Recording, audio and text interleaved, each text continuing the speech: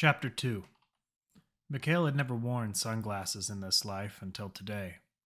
Tommy's dark shades had fit around his head perfectly and did well to cover the shine of his golden eyes.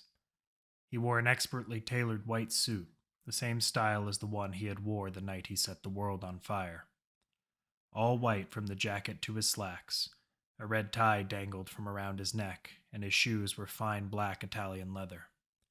He kept this with him for jobs where he had to infiltrate social functions, or like today, where he was playing a rich businessman, touring Jerusalem's landing zones for a prospective purchase of shares. As you see, Mr. Sikorsky, we keep tight security around all our landing bays. With the issues that still surround the post-apocalyptic world, we believe safety should be our number one concern. Mikhail was following a man named Vedi around the space formerly located outside the city.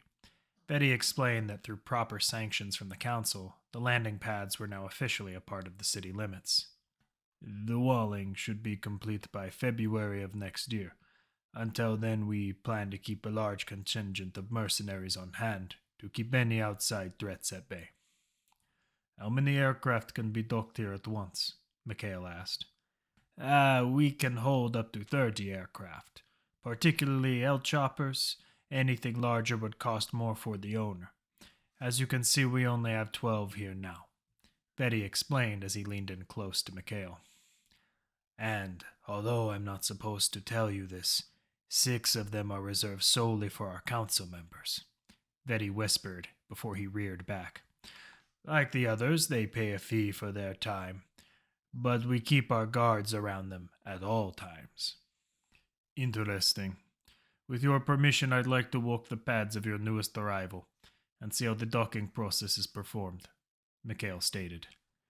As much as I would like to, even I'm not allowed near them during a docking and undocking process, Betty said. Mikhail's unsettling frown was menacing to the smaller man, even if he was behind glasses. Though, because you are a prospective major shareholder, perhaps I can bend these rules, Betty added. That would be adequate, Mr. Nalja, Mikhail replied, easing into a softer smile. Betty led him through the center walkway where his employees were loading and unloading cargo, all the while explaining how the process worked. Mikhail largely ignored him and shuttered his vision from normal to thermal. Most of the birds showed no sign of heat. Mikhail knew this would make the search much easier, even if the little man decided to lie and put on a loading-unloading display with a chopper that had been here longer than Neala's. Luckily for him, Vedi took him straight to the chopper with the warmest engine. This bird arrived just this morning, Mr. Sikorsky, though her pilot has already entered the city. Shall I show you how the process works? Mikhail began to nod and then held up a hand. One moment, Veti. I have a call coming in on my personal communicator. I will need a moment of privacy if you do not mind. It was a feint, but he knew the little man wouldn't know any better. Of course, sir. Give me a wave when you're ready to continue. Mikhail gave him a slight nod and waved him off, then pressed his finger to his ear. Alexander. What'd you find, Mikhail? Came the younger man's voice over the comm. Algraven arrived here this morning. The engine in her chopper is still warm. She has already entered the city, though she cannot be too far ahead. Jack cut in through the comm. Good work, Mikhail, but don't underestimate her. Even as an ex-ranger, she has ways of getting into this city. Shall I secure us a pad? Mikhail asked. No, Alex cut back in. Find a way into the city, and Brandon and Talia will meet you inside. We don't want anyone seeing our bird until we get one of the defense turrets knocked out. Understood. The shadow raised his hand, and Vedi came running over hurriedly, only 3 men behind him. We're ready to proceed with the demo, Mr. Sikor. That will not be necessary, Mr. Nalja, Mikhail said, cutting the smaller man off. The call was from my investors, and they're very pleased with what I could tell them. However, I need to meet with them to secure your funds. Really? Vedi said, hardly containing his surprise. When can we expect you back? Soon, Mr. Nalja. But I have other business in the city I must take care of first. Thank you for your time. Vedi offered his hand, but Mikhail spun on his heel, quickly making for the landing's exit. From his scope, Brandon could see many groups of hooded men and women praying, standing, talking, or eating in front of what he had known to be the dome of rock. He was prone on the roof of a mosque less than half a mile away from the revelers. Pointing out Talia was easy by the scorch marks on her black robes. They had dropped in to see if they could catch Nyala before she made her case, but finding her in this mess of people would be impossible. "This is a waste of time," Brandon said into his calm as he watched Talia peruse the market. "We'd be better off looking for grass and tundra." "Have faith," Talia replied simply. "Not all that's lost remains out of the light's gaze." Brandon pulled back from the scope and spat off to the side. Talia had been spewing her holier-than-thou nonsense since the chopper dropped them off a mile from the city wall. He was by no means a religious man. Though he wouldn't forsake others their choice, she was making it easy for that part of her life to get on his nerves. "This must be heaven to you then, huh? An entire city of like-minded theists?" Brandon said. "Their gods may differ from my own, but the halls belonging to the Christians were very beautiful." "Good thing you were born after the war. Half the people you were standing with would have just as soon ripped your throat out than look at you." "Only one without faith could make this new peace out to be evil," Talia replied. "And only one with faith could make the travesty that caused it sound worthwhile," Brandon shot back. That caused her to shut up, which was fine with him. They only needed to speak if they saw Nyala anyway. The sniper could understand her strong feelings. He had been raised religious, though he discarded it after he joined Jack's team. The old man had a way of making people realize what was real and what was sentimental. Though after their failed assault, Brandon couldn't help but wonder if one needed an equal part of both. "Brandon, Talia," Alex's voice cut in, interrupting his thoughts. "What's up, Alex?" Brandon asked. "Changing plans. Mikhail's entering the city, and we'll shut down the AD turrets behind the dome. You're going to cover him while Talia gains entrance to the dome itself." "What am I meant to do?" Talia cut in. "Go in under the guise of a worshipper. If you get stopped, do whatever it takes. We need to make sure that Nyala isn't already in the building. And if she is, then you can't let her leave." "And what if there's resistance?" Talia asked. "You get to test your blade on new enemies. Once the AD tower is down, we're all moving in," Alex replied. "Wait," Brandon interrupted. "If she's not there, this assault is going to lead us to where the council convenes. If you think we're marked men now, I say give them what they want. Morrison's ambassador will know where she's being held, and they'll have no way to call for help if we take down all 6 of them," Alex stated. "We can't just murder them," Talia said hushed. "We won't," Jack cut in, "as long as they give us what we want." "Do you both understand?" Alex asked. "Works for me, kid," Brandon replied. "Talia?" Alex asked again. "I will do as you ask," she finally said. "Don't forget, Chinese ambassador's in there too," Jack uttered. Brandon thought he could see the twist in Talia's face from his scope when she heard that. Those words were all she needed to hear to change her mind. "The room will be cleared before you get here," Talia stated. "That's my hope. Good luck to you both. See you on the ground," Alex replied. Nyala had a splitting headache, and she could feel blood running down her temple and cheek. In retrospect, she knew her landing had been too easy. But once she had entered the dome of rock, she realized she had walked into a trap. The room had been empty. No guards, no revelers, and no tourists. Then a sharp pain of a slash across the back of her calves sent her buckling to her knees. Rangers could never be snuck up on, except by other rangers. The crack to the side of her skull came from the butt of a rifle and caused a concussion. She couldn't get over her blind stupidity, and now there was nowhere else for her to run. She was locked away in the middle of some building, strapped to a chair with no way of escape or suicide. Whoever had captured her would likely torture her for the information they wanted, and then kill her. "I wish the Rangers would have just done it for them." Her silence was interrupted when a large figure kicked in the door to the only exit. Sunlight streamed inside for a few moments before he shut it. Nyala had wished that he hadn't had the windows to the balcony above wrapped in black tarp. It made the building warmer, and without light she had no way of gauging the time. I was surprised when Morrison told me it was you I was after. Little Miss Military Academy got herself in a hole she couldn't sleep her way out of. Fuck you, Vito, traitorous son of a bitch, she said, trying to fight free of her restraints. Chez Vito just laughed as she struggled. Ha! You'd like that, wouldn't you? He ripped his parang from its sheath and slid his finger across the lightly crusted blood and then wiped it on her forehead. Oh, what I would have given for a night with Sydney's most upstanding whore. Shame you had to be the one to collect the evidence and testify against me. Not for exile, though. It was a shame the High Command made you waltz around the courtroom in that tight blouse and skirt. Made me realize what all those old fucks were getting and what I was missing out on. I hope you kill me when you're done, Shay, because if you let me go, I'll slice off your cock with that blade and run it across your neck. Tough talk for a woman in chains, Vito replied, sheathing his blade. You're gonna tell me all those dirty secrets about Morrison, and then you're gonna tell me all about the band you've been running with. After that, after you're broken and can't tell me anymore, I might just keep you all chained up to myself in my hell chopper. Or maybe you'll get lucky, and I'll just kill you. He threw a backhand that sent Naola and the chair to the floor. She landed hard on her side. Vito had no real intention of getting any information, but if he could, it would be leverage against both of his bosses. The sex was just a bonus in his mind. Now tell me all you know about John Morrison. The entrance to the Dome of Rock was well guarded.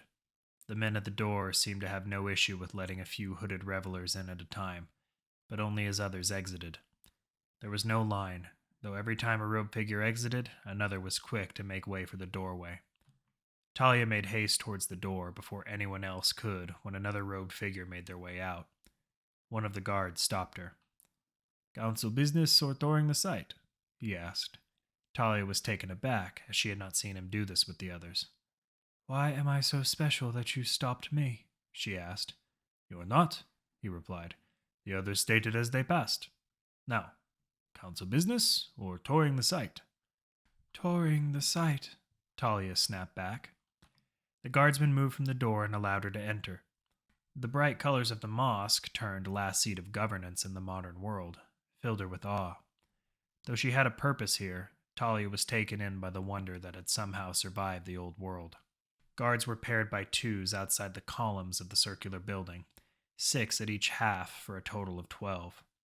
Then at the center, above the massive boulder, there was a construction that looked newer than the rest of the weathered building. It was a platform that held a circular table with 3 chairs on either side. It was there she saw the ambassadors sitting, possibly debating, separate courses of action that would affect the rest of the world. Talia realized she would have to be swift with her work or they would escape. The lack of weapons screening was unsurprising.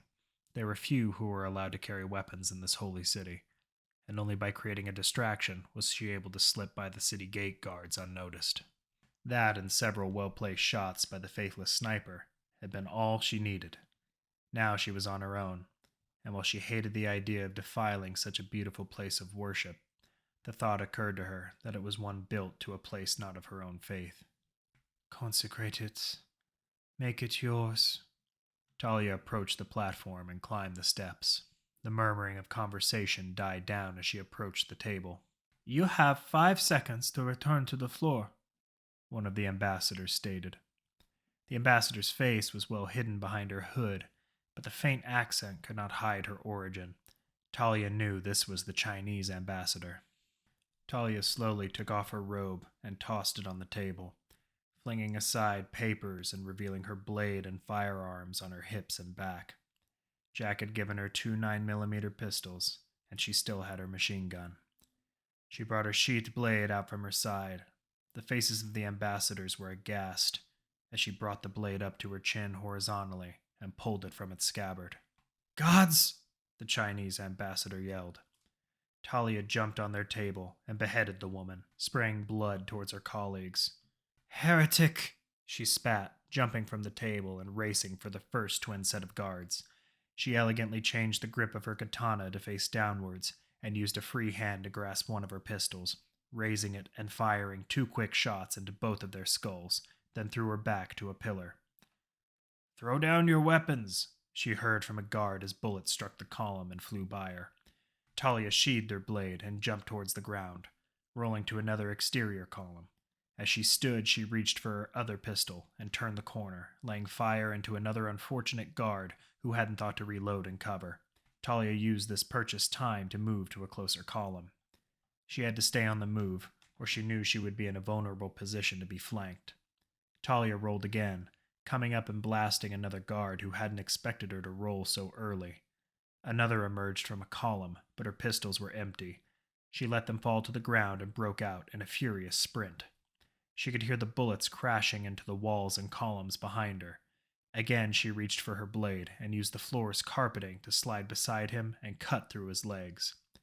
Another guard exposed himself and fired, but with quick thinking, she used the legless man's body as cover.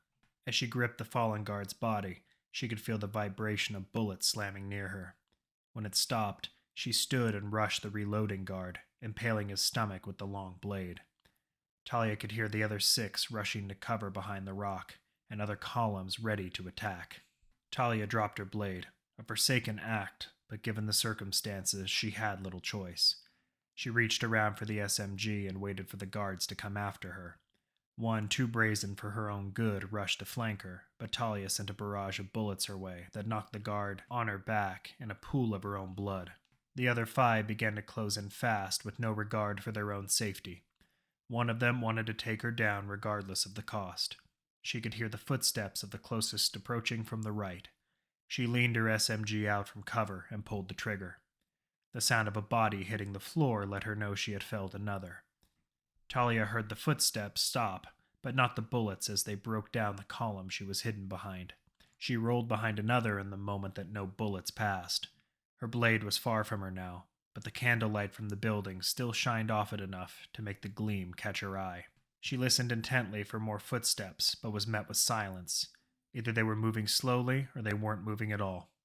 Talia decided it was the latter and sprinted towards her blade. Bullets rushed to meet her, but they were a step behind her movement. She threw her SMG behind her and grasped the blade in a somersault roll. Bullets continued their attack into the next column she hid behind, but Talia knew she had time. She inhaled a deep breath and worked out a way to kill the 4 remaining guards. She let them continue to fire until she once again heard footsteps. In one hand she placed her blade, in the other her SMG. Talia spotted one coming from a wide angle, far enough to take her out, but let out a barrage of bullets that flew wide into her opponent. With no one else within viewing range, she rushed him and struck her blade at the man's neck. The swipe cut his head clean off. Talia raced behind another pillar as more bullets began to fall on her position. 3 heretics left. She gripped her blade with resolve. It would have been nice to have the faithless sniper's aid in this battle, but she realized that not all tests of skill were so easy. The last 3 had embraced their brazen techniques and were free of the cover they had tried to use against her. Talia responded by rushing the closest with her SMG and blowing him away while readying her blade for another strike. She threw her back into another column and waited, taking in precious breaths of air. Without warning, even to herself, she jumped from cover and rushed the final pair. They did not fire, perhaps waiting for her to come within range, but Talia did not give them the chance. She broke out in a hard sprint and caught her first opponent with the tip of her blade. It sunk into his neck, and he dropped to the ground while the other dropped her gun in fear. "Please, no," she cried out as Talia approached. Her armor and blade were dripping from the blood of the fallen guardsman that lay skewered or bullet-riddled across the room. "May he guide your way," she whispered. Talia jutted her blade through the last guard's throat. She felt the familiar warm spray of blood splash her face and armor before she sheathed the blade again. She turned her head slightly and moved towards the remaining ambassadors. Each looked white as the clouds over Tianjin in the late spring. The head of the Chinese ambassador was in plain view for them all to see. "What now?" one called out, perhaps expecting death about to find him. "Now?" Talia replied. "Now we wait, for your sins are shared with those of a tyrant." Mikhail pulled himself over the top of Jerusalem's eastern wall and breathed in deeply. Unlike Brandon, He carried no grappling hook. The shadow preferred to use the jutting bricks in the wall to make his ascent. For just a moment he rested atop the wall, looking out at the planted rows of olives just outside the city walls. The database was streaming information about its history he chose to ignore. There was a time when he would have poured into it, but he was taken in by the place's natural beauty, the way it was illuminated by the midday sun. For such a grand city, he could not understand why its citizens had been enamored with war for so many years. Might want to get off that wall before someone like me takes off your head, the sniper cut in over the comm. The shadow was brought back to his current objective. 20 meters ahead of him was the air defense tower built into the massive wall surrounding Al-Aqsa and the Dome of Rock. Are there guards on the exterior? Mikhail asked as he began his descent. 2 near the entrance, 4 on the exterior of the gun, probably more inside. Mikhail thought about the situation from several different angles. No doubt Brandon was a talented sniper, but 4 bodies falling from 5 stories up could draw attention. The problem was that out in the open sunlight there was no place for a shadow to hide, and his foot was still sore from Talia's armor. He ignored the pain for the most part. He had been through worse. What puzzled him was why he was even thinking about it. He had mastered pain suppression, but now even that was going away. Take the 2 at the door. Tell me if the ones on the roof move, Mikhail ordered. Brandon replied with 2 thunderous booms that rang out in the air. Both guards went smacking into the wall they were guarding. As Mikhail neared the door, he witnessed a crushed head and a torn leg of the 2 men. Blood was fresh pain on the dusty, worn door. As Mikhail reached for the door, it opened outwards toward him. The shadow reached deeper, thinking within the changing moment, and grasped the arm of another guard. Mikhail pulled him hard, dislocating the man's shoulder. He ripped his survival knife from its sheath and jammed it hard through the ribs, twisting into the kidneys. He let the body drop and rescinded his blade, and then pressed his back to the wall, waiting for another guard. After a few moments, the shadow shifted his vision to thermal. When he saw no one rushing towards the door, he entered the building and raced for the stairs. Brandon was impressed by how Mikhail moved. The man might have been a cold machine, a ruthless murdering tool meant for his government's use, but he was damned effective. Quickly, he focused back on his task and brought his rifle up to the tower. 2 of the guards were making way for the exit, while the remaining 2 hoisted their rifles defensively. The sniper sighted down the first and inhaled deeply as he took his first shot. It crashed into the chest of the soldier and sent him over the side of the building. As Brandon exhaled, he took the second shot and brought the next man down beside the entrance. The bullet slammed into the soldier's leg, sending it lobbing off, but leaving the rest of his body behind. The other 2 guards began spraying fire in the direction they believed the fire was coming from, but they were too far away to do any real damage. Brandon pulled the slide of his rifle and caught the hot ejected shell in his gloved hand. He enjoyed the warm feeling it gave his fingers before it cooled. The sniper placed his hand back on the trigger and sighted down another clueless guard. It was times like these that made him appreciate his skill from long range. He could never be like Mikhail, Alex, Jack, or Janet. That visceral feeling of killing an enemy up close scared him. You still kill people. Brandon pulled the trigger again, not stopping to watch the cranial damage he inflicted. Killing was still killing. Maybe that's why Jack had always been so hard on him. The old man thought there was no room for idealism in combat. You do what you were trained to do, and if you try to see a way through the guilt, you're fooling yourself. No matter how hard he tried, Brandon could never make himself feel that way. That's why the old man respected a stranger more than a comrade he'd served with for more years than the sniper could remember. Brandon was sighting down the final guard when Mikhail burst through the half-open door and drove his blade into the man's ribcage. Blood splurted from the guard's mouth, and Brandon couldn't help but look away. No, I'll never be like that. Mikhail booted the last guard off the tower while shaking his blade loose from the body.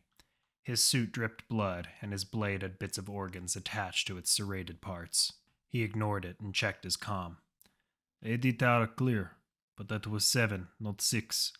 Alex's voice was next to come through the comm. "Light it up, Koslov." The shadow did not reply, but reached into 2 of his pouches along his belt and slapped 2 plastic masses to the walling that held up the turret. Mikhail could see a lone figure up in the gun, but that soldier dared not to move out of fear of being slaughtered by sniper or shadow. Satisfied with his work, he jumped down to the top of the city walling and began sprinting. Two thunderous shots from Brandon's rifle rang out, followed by an even louder explosion of the AD gun falling into the structure that had once held it up. Debris fell on and around him, hot and ashen, but the shadow had no time to watch his work. "Thou art destroyed," Mikhail said into his comm. His response was the engine of a hell chopper coming towards his position. As it slowed, it reversed course in the smoky air. The ramp opened, and he saw Alex and the rest waiting for him on the ramp. The shadow jumped and grabbed a hold of Alex's arm. "Nice work," he said. "Both of you." He put his hand to the comm in his ear. "Talia, you still alive?" There was no response until the chopper finally hit ground behind the dome of rock. "I am not yet walking in God's light." She finally came through. Alex could hear the windedness in her voice. "We're on our way. The ambassador's still there?" "All but one." Alex cut his comm and looked back over at Jack.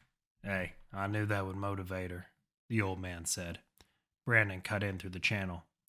"What's next, boss?" "Keep an eye on the bird. Otto and Dell are going to prep medical if Nail is wounded. The rest are with me." "Where is my comrade?" "You'll get nothing from this council, you wench. You'll have to kill us all," the American counselor yelled. "I have no problem arranging that," Jack called out as the team entered the dome. "Shit!" Tyler yelled, looking at the column shattered by bullets and the pools of blood streaming from the sliced up remains. "She's a Catholic through and through." Janet nudged him hard in the ribs. "What? I would know," Tyler said with a laugh. Janet shook her head and raised her green sights at one of the ambassadors. "Country?" "Berlin," the woman cried out. Jack did the same with another, but he was closer. While they went to work with their interrogation, Alex and Layla moved to Talia, who was resting on a column. "Are you hit?" he asked, kneeling beside her. "Just tired. Just tired. They weren't the children I've been used to combating. I may have," she turned her head towards Layla, "overestimated my own abilities." "Maybe your stamina, but you did well. This place looks like a slaughterhouse," Alex replied. Layla looked as if she wanted to say something, but the words wouldn't leave her lips. "A shame such a beautiful house of worship had to be defiled," Talia said as she panted. "I wouldn't worry about it too much. The choices made here defiled it a long time ago," Alex said as he extended a hand to help her up. "Head back to the chopper. We can clean up here." Talia took his hand and nodded at them both before walking into the son's embrace. Alex turned to Layla and caught her glazed expression. "You all right?" he asked. "Just a little irony," Layla replied. "What's that?" Alex asked.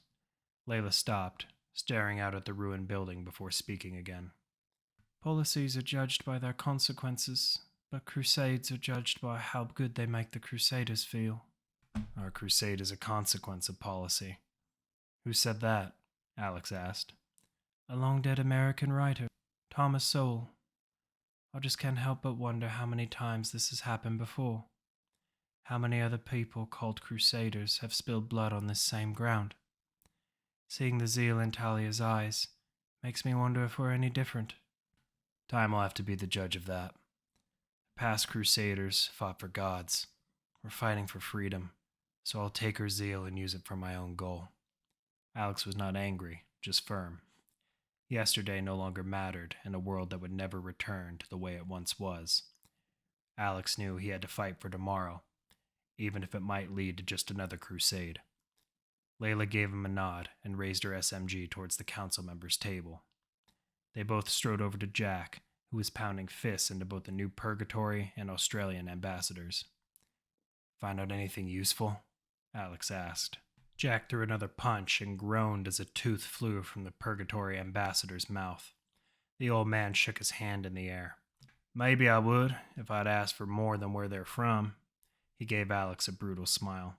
"How about it then, fucker? Where's the ranger you had a meeting with this morning?" As the man went to speak, Jack slugged him across the mouth again. Alex was disturbed by the old man's aggression. Just in case he gets it in his head that a smart-ass comment is a clever idea. Where? In a house near the western wall. It's been blacked out with tarp. There's a bounty hunter keeping her there, the Purgatory ambassador finally answered. Jack threw another punch that knocked the ambassador out. What do you want to do with him? Jack asked. Alex thought back to what Layla had told him and the books he had picked up on the streets of New Purgatory. He knew that the Crusades of old were a bloody, destructive business that left only cruelty in its wake. These men and women might have been evil. They murdered not with their own hands, but with their decisions. Decisions that could be swayed if they were not murdered themselves. They would pay a price, but not with their lives. Not today, at least. Ty, Alex called out. Wire this place with whatever explosives you have left. Mikhail will stay and watch your back. When should I blow it? The taller man asked. Give us 20 minutes, then make for the chopper. We'll meet you back at the bird if you're not back before then, Alex ordered. And if you're not? Tyler asked. Use your imagination, my friend, Alex replied. Tyler gave him a nod and went to work setting his makeshift explosives on the columns. What about these assholes? Jack repeated. Mikhail. Yes, Alexander. Tie them up and throw them somewhere where the public won't see them, outside the blast radius. Understood. You sure that's a smart idea? Janet asked. They know what we look like now. Alex motioned Layla over and grabbed something from her pouch and began shaking it in his hand before moving over to the dome's rock. The familiar sh sound hit all their ears. It was a can of black spray paint, like the one used a month ago when Alex had started his rebellion. Fuck 'em, Alex replied, dropping the can at his feet. As he moved away, the rest of his team read his crudely scrawled out words. The Crusaders.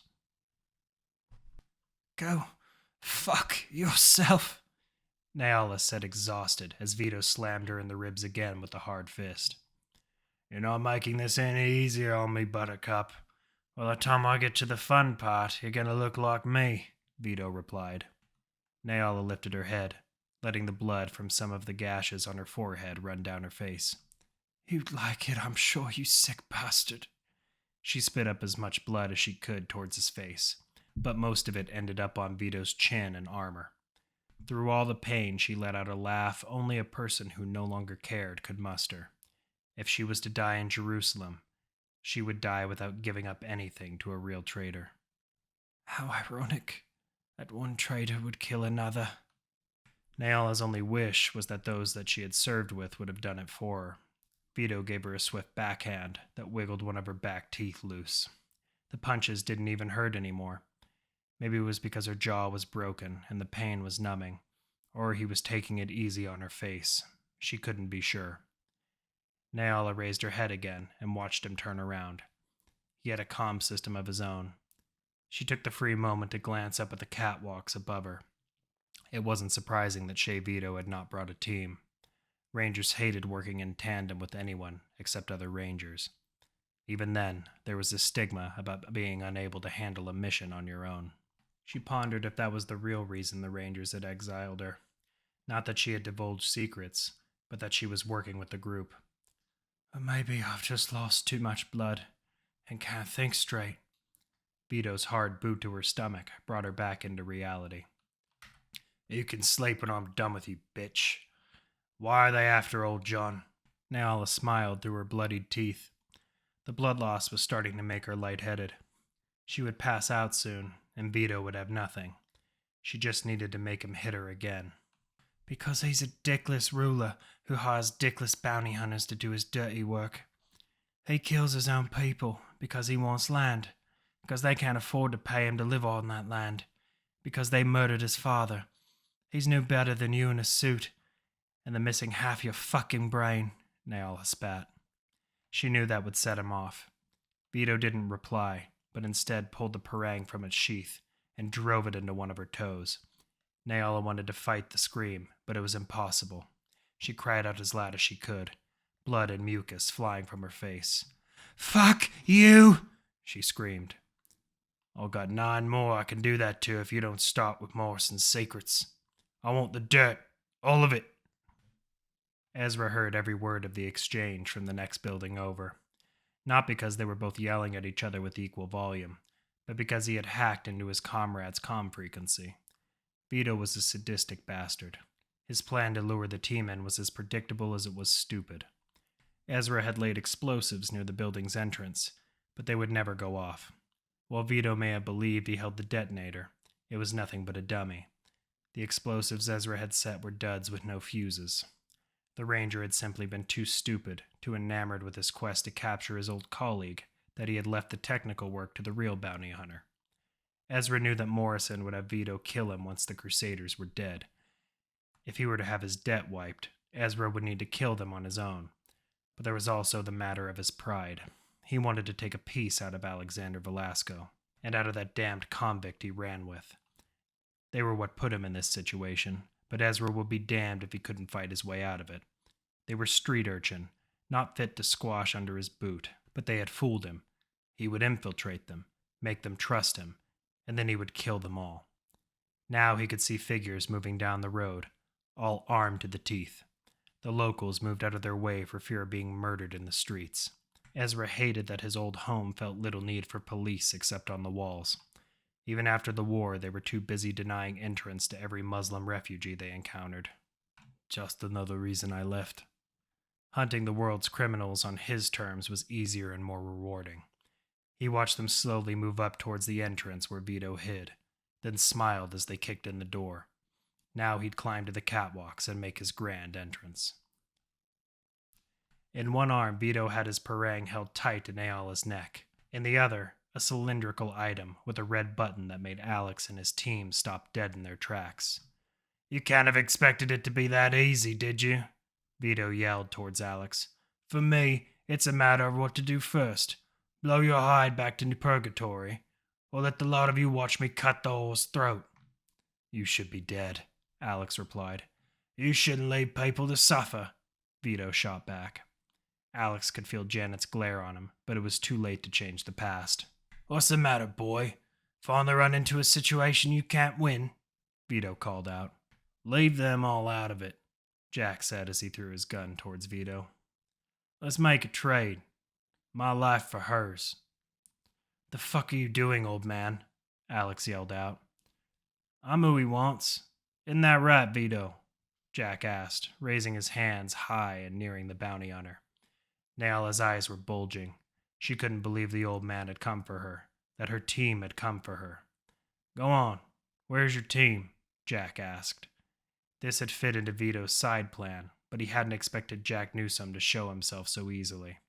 The large bounty hunter clicked his comm twice, and a group of Jerusalem guardsmen rushed in and hauled the old man away. Jack! God damn it, Jack! Janet yelled as she started to sight up the guards. Now that is interesting, Ezra thought. Maybe Vito's smarter than I gave him credit for. Try it and I'll splatter your limbs across the wall, bitch! Vito yelled, pulling his parang away from Neala's neck. Bunch of wondrous fighters you've assembled, Velasco. Vito didn't try to hide the contempt in his voice. Shame you won't be able to get the effort you put into getting him. Especially that old man. Morrison will be elated by that little find. So what now, Vito? Are you going to blow us up, or keep us talking till nightfall? Layla said. Alex could feel the anger in her voice. The road had taken its toll on them all. Oh, maybe I'll save your pretty little blonde toy, Velasco. I'd love to see how bendable she is, Vito replied. Alex dropped his rifle and walked towards Vito. You, me, and that blade, Alex shot back.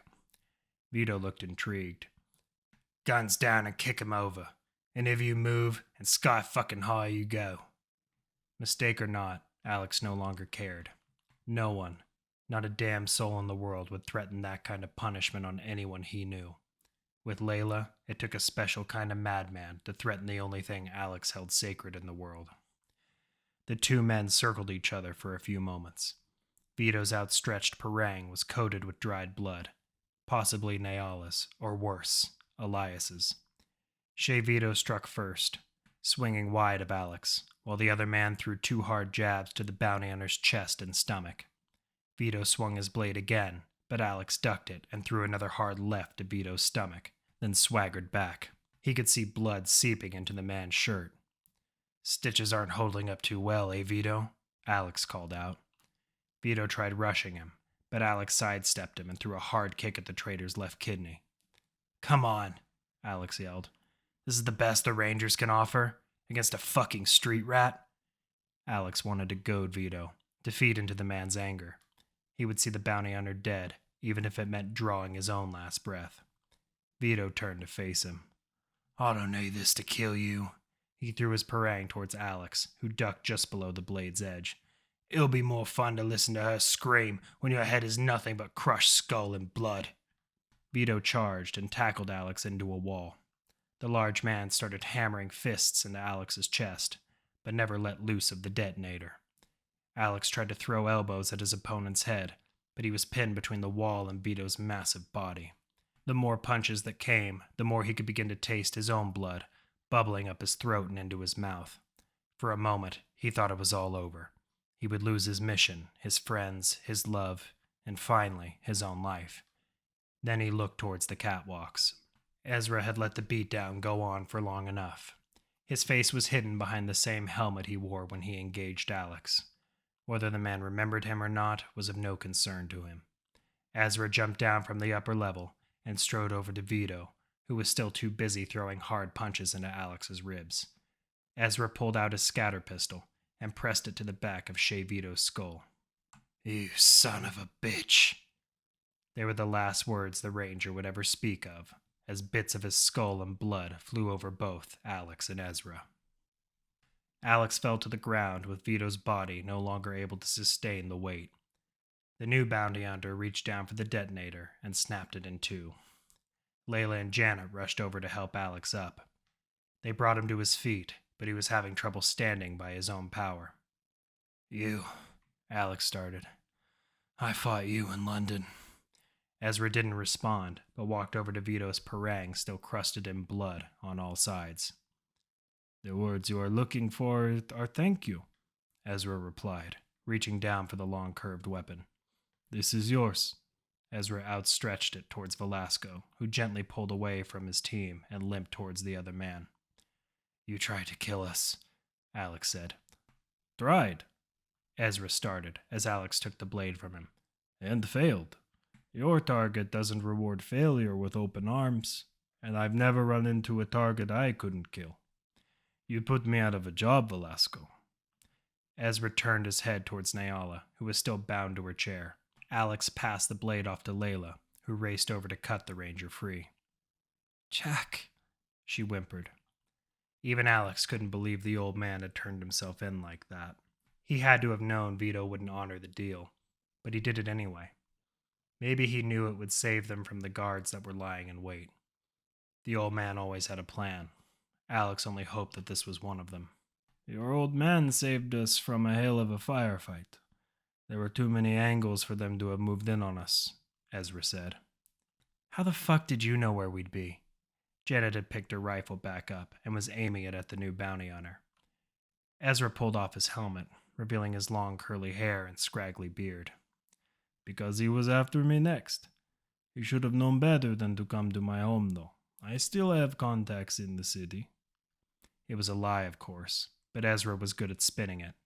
Jerusalem was his home, though the military here was likely to murder him for desertion, then welcome him back with open arms. "What are you, IDF?" Alex asked as he pulled the parang sheath from Vito's body and rummaged around for ammo. "Oh, very good, American. Few of your people know of our kind, though you could hardly call it a defense force anymore." Ezra's accent was thick, and Alex had some trouble understanding every other word. The tone of certain words were harder to hear than others. "All they care about is protecting the old city. Even then, they do nothing to stop people like you from getting in," the bounty hunter continued. An explosion roared out from afar that caused several window covers to fall. "More of your handiwork?" Ezra asked. "I hope you didn't like the ambassador's building too much," Alex replied, gripping for Nyala. "We're leaving. Thanks for the help." "Not so quickly, Velasco. I'm coming with you," Ezra stated. "Like hell you are," Janet protested. "You think because you drop in and kill one man that you're in?" No, but I do know Morrison wants me dead as much as he wants your band and 6-foot graves. There's brotherhood and a common goal, yes? If he's dead, I no longer need to worry about watching my back, Ezra explained. Alex, you fought this guy. There's no way. Layla started, but Alex held up a hand. We just lost Jack. If this guy has half the skill I saw back in Westminster, then we need him. Alex extended his hand towards Ezra. But if you try anything stupid, I'll kill you myself, Alex announced as he sheathed the parang. Back to the bird. I've had enough of this place. The guardsmen were too busy searching through the tunnels and evacuating civilians to make a run at the dome. Tyler watched the fire with satisfaction. Some old incendiary bombs and grenades around the stronger base columns were all the unstable ruin required. The golden dome no doubt crashed into the rock, leaving chips of rock and stone to scorch under the unnatural fire. He unscrewed his flask and took a seat on the dusty ground next to the 5 remaining ambassadors. Pretty, ain't it? Talk about purifying desecrated ground, eh? He took a long gulp, then dumped the rest on the new Purgatory ambassador's head. Mikhail was standing watch near the steps that led to the dome, waiting for Alex and the rest.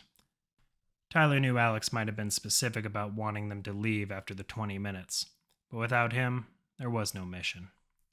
I see them, Mikhail said into the comm. Engines are up and running, smartphone. Just get 'em here, Tommy replied. Tyler got up and raced for the stairs. They had Nayala, who looked wounded, but Jack was nowhere in sight, and they were with a man he had never seen before. Who's that? Where's Jack? Tyler called out. Later, Alex yelled back. We need to go. Yeah, no shit. I've got 3 IDF choppers inbound. Let's get fucking moving, Tommy hollered out. The group raced towards the bird with Alex and Tyler heaving Nayala barely onto the ramp while the chopper was already a foot off the ground. When it closed, they collapsed to the floor, sucking in the dusty, recycled air. They all felt the inertia of a hard ascent as the chopper sped away. Alex pulled himself up and went to the cockpit. There were no flashing red lights, and the other birds looked to be diverting for the dome. Clean flying, Tom, Alex said, wiping his brow. Easy enough this time, Tommy replied. So where to now, boss? Are we heading home? Alex turned for a moment, back to the main hold. He could see the entire team looking to him for answers. Yeah, Tom. Get us the hell home.